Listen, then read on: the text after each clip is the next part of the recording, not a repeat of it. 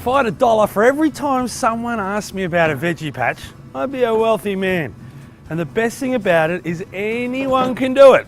Just depends on how rewarding you want it to be. The best way to build a veggie patch is to make sure that it's free draining with the most beautiful soil you can get. So in other words, building it up rather than digging down into the ground.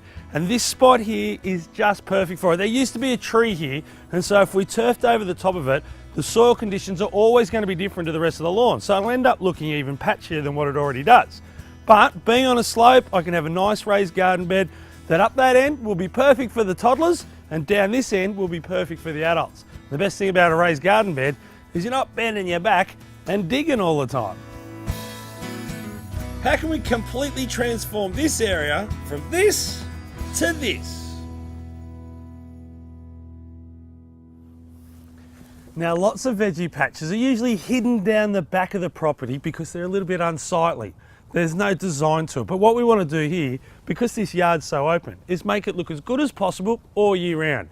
And I reckon one of the best ways to do it is the building of the veggie patch and what you use. Now, we're using mini wall.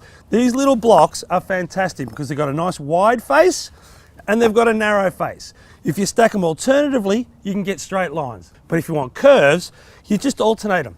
And that way you can get nice little curves all around the garden bed. And I think this property, with that wall there, lends itself to it. So we're going to go for a kidney shape, and then off the side of that, 3 little petals, because there's 3 little kids in this house and they can have their own veggie patch. The best thing about that is if kids grow stuff, they'll definitely eat it.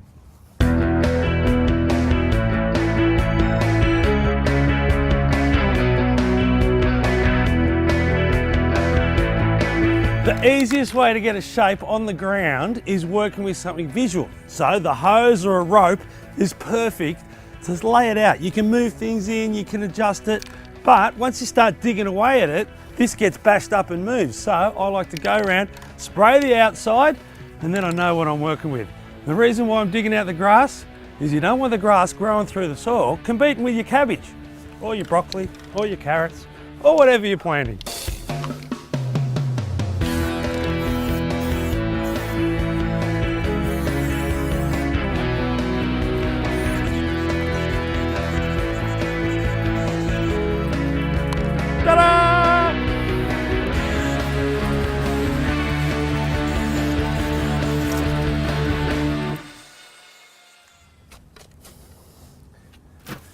The toughest part of the job, which isn't too bad, is just removing all the grass because you don't want it growing through the soil and competing with the veggies and the plants you're putting in.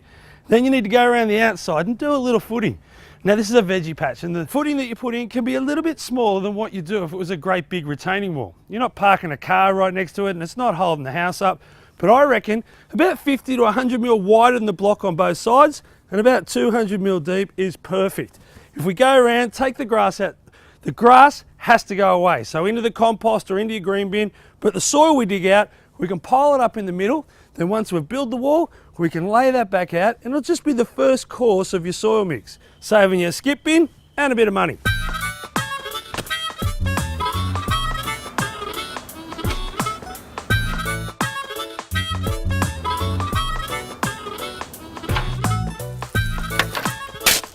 Now your wall needs to sit on a footing. And I'm not talking about concrete, I'm talking about road base. Now what I like to use is called rebase. It's just old concrete, stone and roads that have been crushed up and reused. It's gentler on the environment and it's a little bit cheaper too, which is a good thing. And just another little tip, don't overload the barrow. I'd prefer to do 10 half loads than 5 great big heavy ones. And I know my back would too.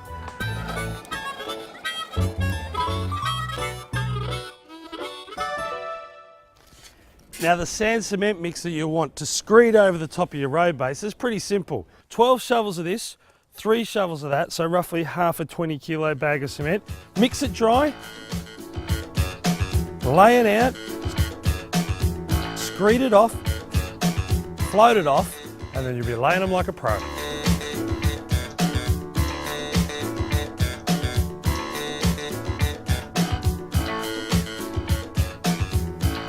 And now for the good stuff, I finally get to lay my first blocks. Now what I'm doing is working on the lowest level here.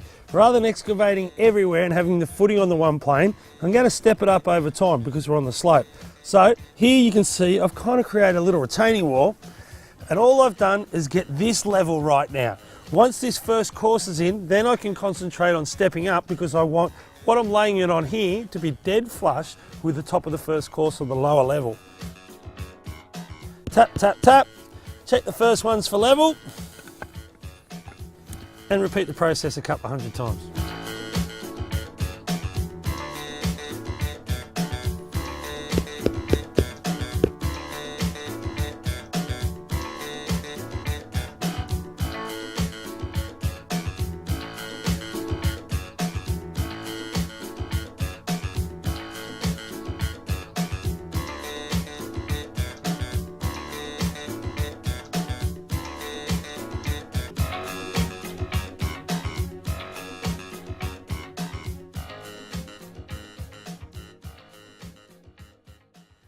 Well, the veggie patch is really taking shape. The mini wall is so easy to work with. It's a little bit like kids' blocks. Everything just locks in together and it makes you look like you're a pro. Now, I've done the 2 circles. I'm 90% way through the kidney shape and I'm just working on this one here. And this is how easy it is. The little dimples that are left there fit into the bottom of this one, and it can only go in the one place. So every one you put in is dead set right. All you need to worry about is if there's any grit or pebbles sitting on the existing wall that you've already done, because that'll cause it to rock, and that's the only way you can get it wrong. For the final course, just like I've got right around the top here, you use the one without the lugs, so you end up with a nice even finish, which doubles as quite a good chair. I wonder what I'm going to plant. Love strawberries, so does Danny. Come on, I haven't finished yet.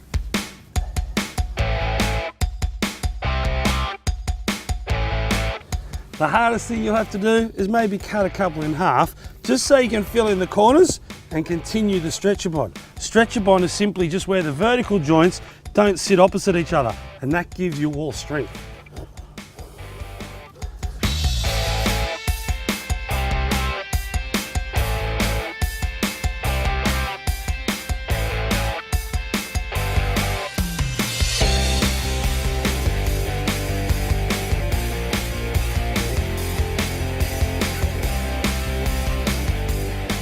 Well, it's taken shape. I really like the look of it.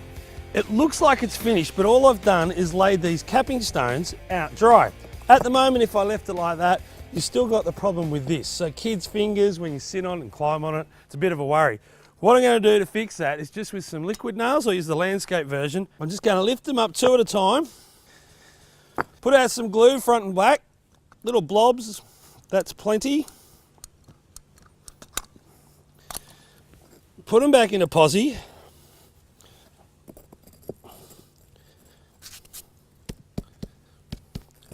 With the landscape version, within about an hour, that'll be rock solid. We can put the soil in here and then get the fun stuff started, the planting out.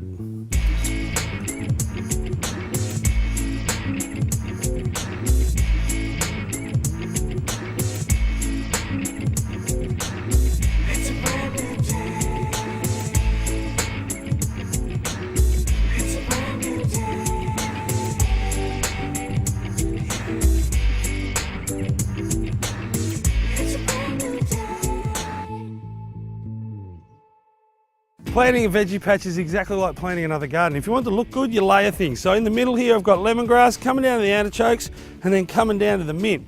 The lemongrass, it looks a bit straggly at the moment. You can give it a haircut straight away and it'll shoot up in a couple of weeks and look nice lime and green. And what you do is you use the root in your Thai cooking.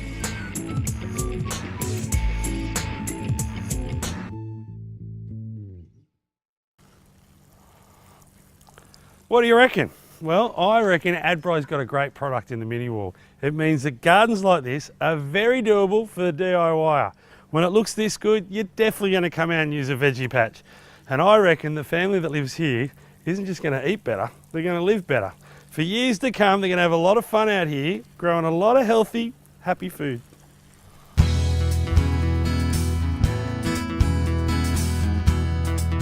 For more information on all my DIY projects, just go to adbrimasonry.com.au. You can get all the fact sheets and download it from there. Plus, there's heaps of hints and tips and everything you need to know. Check out our inspirations gallery. There's a ton of photos in there, sure to inspire everyone to get out in the garden and tackle a project this weekend. Good luck!